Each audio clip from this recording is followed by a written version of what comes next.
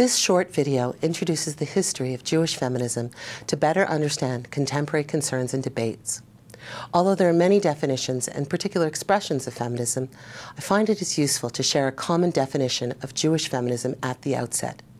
Simply put, if a feminist advocates for the full humanity of women, a Jewish feminist advocates for the full Jewishness of women. That broad definition is what occupies us here, accounting for a continuum from the most liberal to the most traditional. This is big tent Jewish feminism that welcomes all, if only to argue with each other. Jewish feminism's most basic foundations are bound up in the Jewish experience of modernity. The Enlightenment's linked values of reason, science, and universalism had profound implications for the transformation of religion and society. Modern challenges to religion invited a re-examination of Judaism. In an age that celebrated reason and science, how would modern Jews understand their relationship to revelation and sacred history? When religion was expected to be rational and a private matter, what might modern religious observance look like? What would it mean to be a Jew in the modern world? Similar questions were also being asked about the role and status of Jewish women. Multiple factors drove this interest. Liberal feminism, as articulated by Mary Wollstonecraft, argued that since there was no essential difference in the moral constitution of men and women, they should be treated equally. Modern liberal appeals to universalism and equality for Jews expose gendered inequalities within the Jewish tradition, which in turn become a target for anti-Jewish rhetoric and arouse Jewish efforts to defend and reform gendered practices.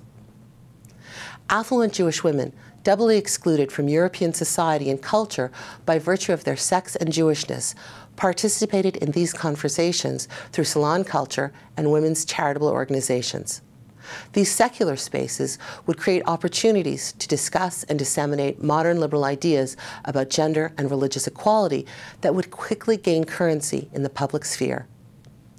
These developments in the Jewish community at large overlap with what we now identify as first-wave feminism, those suffragists and early feminists who advocated for women's legal and property rights.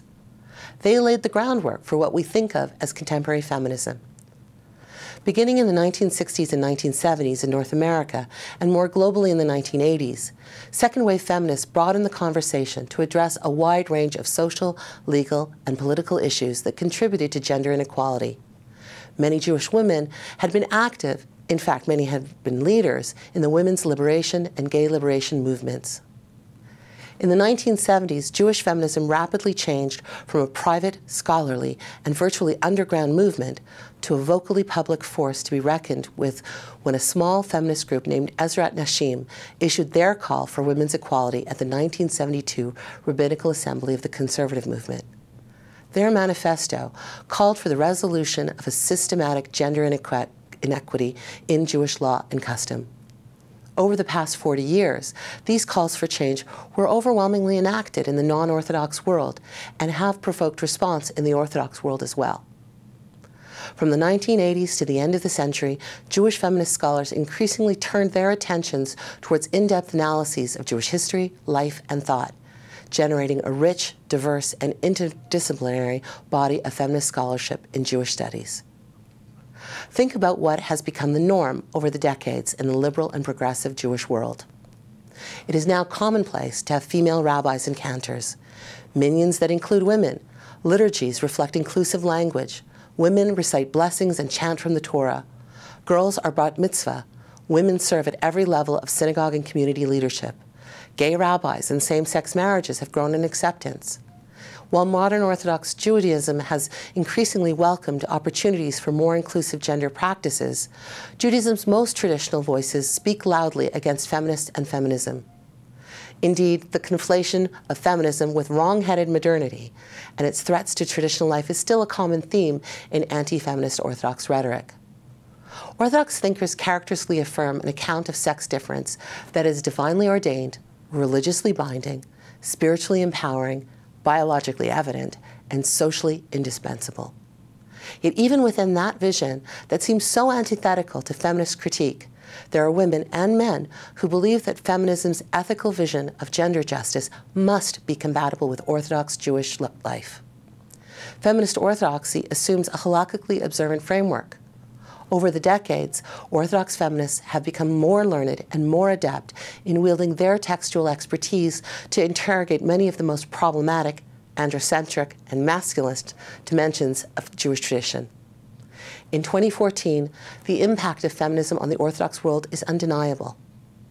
Educated Orthodox women who assert their own feminist identity confidently articulate their vision of an inclusive Judaism where women are fully valued for both their piety and their intellect. Rituals like mikveh, that were the object of liberal critique, have been claimed as women-centered feminist practice. Modern Orthodox girls in Israel don tefillin. Girls and women study Talmud and Torah in seminaries in Israel and the diaspora. Women are trained as halakhic advisors in matters of ritual purity and divorce. Since the 1990s, several women have received ordination with smicha, and the Orthodox seminary Yeshivat Maharat has ordained women to serve as clergy. Perhaps most importantly, the Orthodox world responds, even if perhaps incompletely, to the challenges of feminists. Whether on the question of the agunah, who cannot secure a divorce, or the women of the wall who seek to pray from Torah scrolls in the Kotel, while Jewish feminism began with questions about gender equality, it has developed into a full interrogation of gender and sexuality as a primary category of analysis in Judaism in all its historical and contemporary expressions.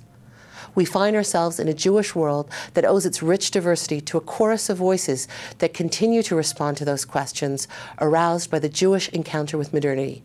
Who are we as modern Jews? And what does it mean to be a Jew in this modern world?